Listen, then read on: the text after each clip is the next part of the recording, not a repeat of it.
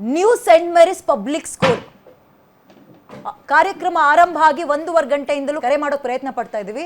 ಅಲ್ಲಿನ principal abscond ಕಣ್ಮರೆಸ್ಕೊಂಡಿದ್ದಾನೆ. ಅವನಿಗೆ ಅವರು ಇವರು ಸರ್ರು ಮರ್ಯಾದೆ ಗಿಟ್ಟಿಸ್ಕೊಳ್ಳುವ ಅರ್ಹತೆ ಇಲ್ಲ ಬಿಡಿ. ರೌಡಿಸಮ್ ಶಾಲೆ ಅದು. ಈ ಶಾಲೆಗೆ ಯಾರೆಲ್ಲ ಪೇರೆಂಟ್ಸ್ಗಳು ಮಕ್ಕಳನ್ನ ಕಳಿಸ್ತಾ ಇದ್ದೀರಿ, ಮಕ್ಕಳಿಗೆ ಇವತ್ತೇ ಕೂತ್ಕೊಂಡು ಅರ್ಧ ಗಂಟೆ ಕೌನ್ಸಿಲಿಂಗ್ ಮಾಡಿ. ಏನೇನಾಗಿದೆ ನಿಮ್ಮ ಸ್ಕೂಲ್ನಲ್ಲಿ ಅಂತ ಕೇಳಿ ಬಿಡಬೇಡಿ.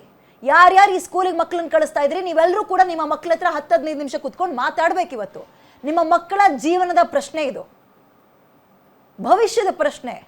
ಆರೋಗ್ಯ ಆಗಿರೋ ಮಕ್ಕಳನ್ನ ಹದಗೆಡಿಸ್ಕೊಂಡು ಮನೆ ಕರೆಸ್ಕೊಳ್ತಾ ಇದ್ದೀರಾ, ಯೋಚನೆ ಮಾಡಿ, ಪ್ರಶ್ನೆ ಮಾಡಿ. ಇವತ್ತು ನಿಮ್ಮ ಮಕ್ಕಳ ಹತ್ರ ಕೂತ್ಕೊಂಡು ಕೌನ್ಸಿಲಿಂಗ್ ಮಾಡಿ. 1-1.5 ಗಂಟೆಯಿಂದ ಈ ಸ್ಕೂಲ್ನ ಯಾರೋ ಟೀಚರ್ಸ್ಗಳು ಸೇರಿದಂತೆ ಚಂದ್ರಿಕಾ ಅವರಂತೆ ಫೋನ್ ಮಾಡಿದ್ರೆ ಅಂಗಡಿಗೆ ಹೋಗಿದ್ದಾರೆ. ಫೋನ್ ಬಿಟ್ಟು ಅವನಾದ್ರೂ ಅಂಗಡಿಗೆ ಹೋಗ್ತಾರ ಈ ಟೈಮ್ನಲ್ಲಿ? ಸಾರಿ, ನನ್ನ ಪದ ಬಳಕೆ ಮೇಲೂ ಕಂಟ್ರೋಲ್ ಇರಬೇಕು. ಇದು ಒಂಥರ ಲಿಮಿಟ್ ಕ್ರಾಸ್ ಮಾಡೋ ರೀತಿಯಲ್ಲಿ ಕೋಪ ತರಿಸ್ತಾ ಇದ್ದಾರೆ ಈ ಶಾಲೆಯವರು. ಎಲ್ಲರೂ ರೌಡಿಗಳೇ. ಈ ರೌಡಿಗಳ ಪರವಾಗಿ ಕಾಮಾಕ್ಷಿ ಪಾಳ್ಯದ ಪೊಲೀಸರು ನೀವುಗಳು ನಿಂತ್ಕೊಂಡಿದ್ದೀರಾ. FIR ಆಗಿ 1 ವಾರ ಆಗಿದೆ. ನಿಮ್ಮ ಕಡೆಯಿಂದ ಏನಾಗಿದೆ, ಆಕ್ಷನ್ ಏನಾಗಿದೆ? ಬೇಕಾಬಿಟ್ಟಿ ಸೆಕ್ಷನ್ಸ್ಗಳನ್ನು ಹಾಕಿ ಕಳಿಸಿದ್ದೀರಾ. ಯಾಕೆ ಅವ್ರೇನು ಓದಿಲ್ಲ, ಕೇಳಕ್ಕೆ ಬರಲ್ಲ ಅಂತ. ಯೂನಿಫಾರ್ಮಿಗೆ ಬೆಲೆ ಕೊಡ್ರಿ. ಸರ್ಕಾರದ ಸಂಬಳ ತಗೊಳ್ತಾ ಇದ್ದೀರಲ್ಲ, ಅದಕ್ಕಾದ್ರೂ ಬೆಲೆ ಕೊಡಿ. ಏನು ನಿರೀಕ್ಷೆ ಮಾಡ್ತೀರಾ ಈಗ? ಆಮೇಲೆ ದಯವಿಟ್ಟು ಸರ್, ನೀವು ದೇವಸ್ಥಾನಕ್ಕೆ ಹೋಗಿ ಎಲ್ಲ ಕಡೆನೂ ಹೋಗಿ ಕೈ ಮುಗಿರಿ. ಮೊದಲು ಆಸ್ಪತ್ರೆ ಕರ್ಕೊಂಡು ಹೋಗಿ ಅವನ್ನ. ಓಕೆ, ನಾಳೆ ಆಮೇಲೆ ಇನ್ನೊಂದು, ಈ ತತ್ಕ್ಷಣಕ್ಕೆ ಪೊಲೀಸರು ಆ್ಯಕ್ಷನ್ ತಗೊಂಡ್ರೆ ಒಳ್ಳೆಯದು. ಇಲ್ಲ ಅಂತ ಹೇಳಿದ್ರೆ ನಿಮ್ಮ ಬಗ್ಗೆ ಅನುಮಾನಗಳು ವಿಪರೀತವಾಗಿ ಕಾಡುತ್ತೆ. ನೀವು ಈ ಕ್ರಿಮಿನಲ್ಸ್ ಜೊತೆಗೆ ಭಾಗಿಯಾಗಿದ್ದೀರಾ ಅನ್ನುವ ಅನುಮಾನ ಬರುತ್ತೆ. ಎಲ್ರಿಗೂ ಉತ್ತರ ನೀವೇ ಕೊಡಬೇಕಾಗುತ್ತೆ. ಏನು ಬೇಡಿಕೆ ಇಡ್ತೀರಾ ಮೇಡಮ್? ಏನಾಗಬೇಕು ನಿಮ್ಗೆ ಇವಾಗ?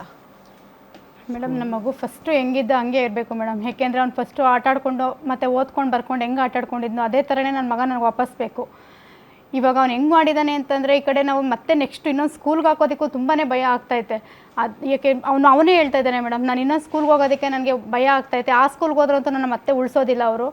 ಇವತ್ತೇನೆ 3 ಗಂಟೆಗೆ ಇದು ಅಂತ ಹೇಳಿದರು. ನಾಳೆ ದಿವಸ ನನ್ನ ಮಗನಿಗೆ ಏನು ಮಾಡೋದಕ್ಕೂ ರೆಡಿಯಾಗಿದ್ದಾರೆ ಮೇಡಮ್. ಮತ್ತು ಹೊರಗಡೆ ನಮಗೂ ಕೂಡ ಇಷ್ಟೆಲ್ಲ ಮಾಡಿದ್ವಿ ಅಂದಮೇಲೆ ನಮಗೂ ಏನಾದರೂ ಒಂದು ಜೀವ ಬೆದರಿಕೆ ಏನೋ ಇದ್ದೇ ಇರುತ್ತೆ.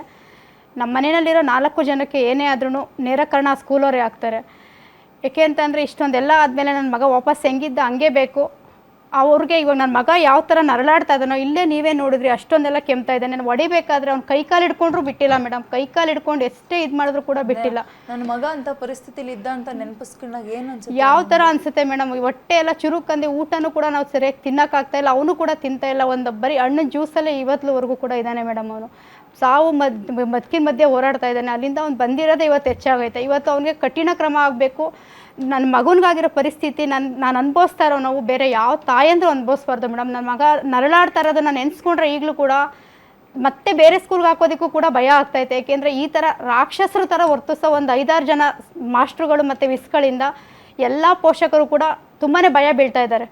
ಮತ್ತು ನಾವು ಬೇರೆ ಸ್ಕೂಲ್ಗೆ ಹಾಕೋದ್ರೆ ನಮ್ಮ ಮಕ್ಳುಗಳು ಇದಕ್ಕಿಂತ ಹೆಚ್ಚಾಗಿ ಆಗ್ಬೋದೇನೋ ಅನ್ನೋ ಒಂದು ಮೈಂಡ್ ಥಾಟ್ ಬಂದು ನಮ್ಮ ಇದ್ರಲ್ಲಿ ಕುತ್ಕೊಂಡ್ಬಿಟ್ಟೈತೆ ಮೇಡಮ್. ಇವಾಗ ಅವನಿಗೆ ರಾಕೇಶ್ ಕುಮಾರ್ಗೆ, ವಿಜಯ್ ಕುಮಾರ್ಗೆ, ಚಂದ್ರಿಕಾಗೆ ಮತ್ತು ಇದಕ್ಕೆ ಕೂಡಾಕಿದಂಥ ಮೋಹನ್, ಅಲ್ಲಿರೋಂಥ ಆಯ ಮೇಡಮ್, ಬೇಡ ಅಂಕಲ್ ನಾನು ಇನ್ನೊಂದ್ಸಲ ಥರ ಮಾಡಲ್ಲ ಅಂದ್ರೂ ಕೂಡ ಎಲ್ಲವನ್ನೂ ಕೂಡ ಕೂಡಾಕಿದ್ದಾನೆ. ಅವ್ರು ಏನ್ ಮಾಡ್ತಾರೆ?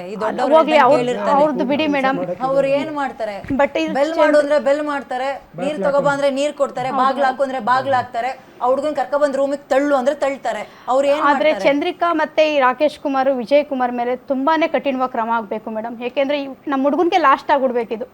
ಬೇರೆ ಯಾವ ಮಕ್ಳುಗಳಿಗೂ ಕೂಡ ಇದಾಗದ್ ಬೇಡ ಮೇಡಮ್. ನನ್ನ ಮಗ ಓದ್ಲಿ ಅಂತ ಕಳ್ಸಿರ್ತೀರಿ, ಏನೋ ಒಂದ್ ಕೆಲಸ ತಗೊಳ್ತಾನೆ ಅಂತ ಕಳ್ಸಿರ್ತೀರಿ. ಆರೋಗ್ಯವಾಗಿರೋ ಮಗುನ ಈ ತರ ಕಳ್ಸಿದ್ರೆ ನಮ್ಗೆ ತುಂಬಾನೇ ಭಯ ಆಗ್ತೈತೆ ಮೇಡಮ್. ಯಾಕೆಂದ್ರೆ ನಮ್ಮ ನಗುನೇ ಕಿತ್ಕೊಂಡ್ಬಿಟ್ಟವ್ರೆ, ನಮ್ಮ ಸಂತೋಷ ಎಲ್ಲಾನು ಕಿತ್ಕೊಂಡು ಮಗು ಜೀವ ಇವತ್ತು ಮಾನಸಿಕವಾಗಿ ವರ್ತಿಸ್ತಾ ಇದ್ದಾನೆ.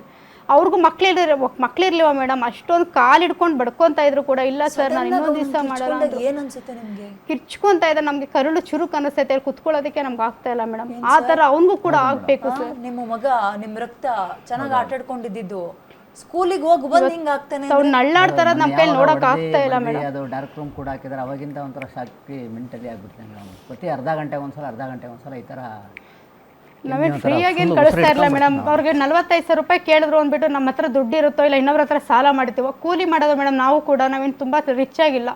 ನಾವು ಯಾವುದೋ ಒಂದು ಮಾಲ್ಗೆ ಹೋಗ್ತೀವಿ, ಬೆಳಗ್ಗೆಯಿಂದ ಸಂಜೆವರೆಗೂ ಬರೀ ಕೂತ್ಕೊಳ್ಳೋಂಗೂ ಇಲ್ಲ. ಆ ಥರಗಳಿರುತ್ತೆ ನಮಗಲ್ಲಿ. ಆ ಥರ ಮಾಡಿ ಇವರು ಕೂಡ ಒಂದು ಗಾರೆ ಕೆಲಸಕ್ಕೆ ಹೋಗ್ತಾರೆ. ಊರಲ್ಲೂ ಕೂಡ ವ್ಯವಸಾಯ ಮೇಡಮ್. ಏನೋ ಒಂದು 10 ಗುಂಟೆ ಗದ್ದೆಗಳಿರುತ್ತೆ ನಮ್ಮದು.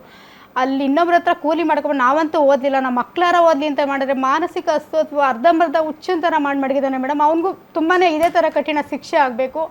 ನಮ್ಮ ಮಗು ತಿಂತಾರೋ ನೋವು, ನಾನು ತಿಂತಾರೋ ನೋವಿಗೆ ಅವ್ರಿಗೆ ಆಗಲೇಬೇಕು ಮೇಡಮ್. ತಾಯಿ ನನ್ನ ಮಗ ಅರೆ ಬರೆ ಹುಚ್ಚನ್ ಥರ ಆಡ್ತಾ ಇದ್ದಾನೆ ಅಂತ ಮಾತಾಡ್ತಾಳೆ ಹುಟ್ಟಿಸಿರೋ ತಾಯಿ ಅಂದರೆ ಆಕೆಗೆ ಏನು ಅನ್ಸಿರ್ಬೇಡ.